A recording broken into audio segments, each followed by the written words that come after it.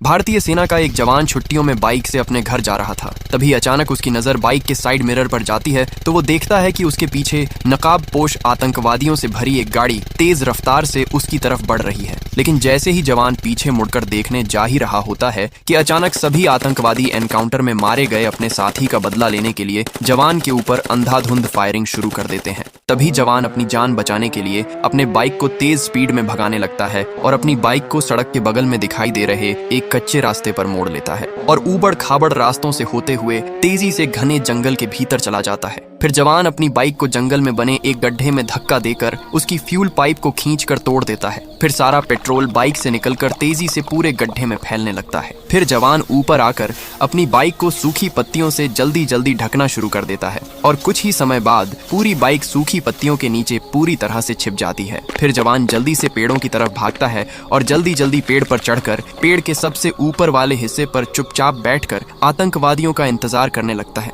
तभी कुछ देर बाद सारे आतंकवादी जवान का पीछा करते हुए जंगल में आ जाते हैं और अपनी गाड़ी से उतरकर जवान को इधर उधर खोजने लगते हैं। तभी कुछ आतंकवादी जवान को खोजते हुए उसी सूखे पत्तियों से ढके गड्ढे के पास चले जाते हैं। तभी जवान मौका देखकर उसी गड्ढे में तेजी से फायरिंग करता है। तभी गड्ढे में पड़ी बाइक तेज धमाके के साथ आग के गुब्बार में बदल जाती है और कुछ आतंकवादी उसी आग में जलकर ढेर हो जाते हैं। तभी सारे आतंकवादी बदले की आग में चारों तरफ अंधाधुंध फायरिंग करने लगते हैं। तभी जवान बिना देरी किए पेड़ की आड़ लेकर सभी आतंकवादियों पर अंधाधुंध फायरिंग शुरू कर देता है और अकेले ही सारे आतंकवादियों को ढेर कर देता है। लेकिन जवान इस मुठभेड़ में बुरी तरह से घायल हो जाता है। लेकिन फिर भी आपने जवान के लिए लाइक और सब्सक्राइब नहीं किया।